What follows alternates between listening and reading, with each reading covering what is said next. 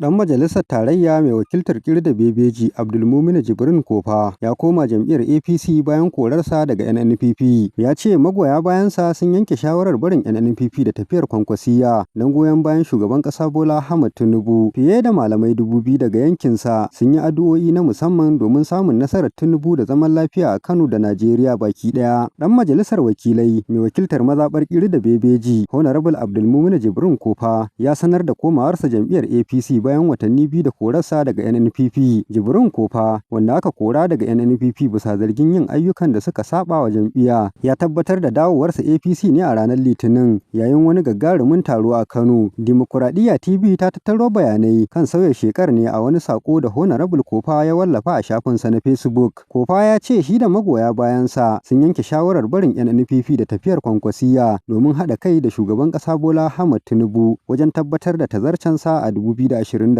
Jibrin ya ce, "A yau, cikin haɗin kai, dubban magoya bayana sun taru a garin Kofa Bebeji, inda muka yanke shawarar barin NNPP da tafiyar Kwankwasiyya. Mun koma jam'iyyar APC tare da marawa shugaban ƙasa Bola Ahmed Tinubu baya don tazarcensa." Sannan ya bayyana cewa wannan mataki ya samo asali ne daga tattaunawa da magoya bayansa da kuma fatan ganin za a ci gaba da samar da zaman lafiya da ci gaban ƙasa. Jibrin ya ƙara da cewa, "Na yanke shawarar kawo wannan taron jama'a domin gyara kuskuren da na taɓa yi a baya na sauya sheka ni kaɗai. Ban so a ce bana da magoya baya ba." Malamai sun yi wa Tinubu addu'a a Kano. A yayin taron da aka gudanar a Kofa, fiye da malamai 2000 daga mazaɓar Kiri da Bebeji sun gudanar da addu'o'i na musamman domin shugaban ƙasa Bola Ahmed Tinubu. Jaridar Leadership ta rahoto cewa malaman sun yi addu'o'i ne domin neman zaman lafiya da ci gaban Kano da Najeriya baki ɗaya. Tarihin korar Kofa daga NNPP. A farkon shekarar nan ne jam'iyyar NNPP ta kori Abdulmuminu Jibrin Kofa daga cikin mambobinta bisa zargin yin ayyukan da suka saba wa manufar jam'iyyar da kin biyan kuɗin jam'iyya. Tun bayan korar, shiru da Jibrin ya yi ya janyo raɗe-raɗe a Kano da Abuja cewa yana shirin komawa APC, musamman ganin yadda yake da kusanci da shugaban ƙasa Bola Ahmed Tinubu. APC ta ce za ta ƙwace Kano a 2027. Wannan na zuwa ne yayin da wani labari da ya shafi siyasar Kano ke cewa jam'iyyar APC ta sha alwashin ƙwace jihar daga hannun NNPP a 2027. Rahotanni sun nuna cewa shugaban APC na jihar Kano Abdullahi Abbas ne ya bayyana hakan yayin wani taro a jihar Kano. Abdullahi Abbas ya yi magana ne yayin da siyasar Kano ke ƙara ɗaukar zafi musamman kan zaben gwamnan 2027 tsakanin jam'iyyar NNPP da 'yan adawa. Abbas Yakubu Yaura, Dimokuraɗiyya TV.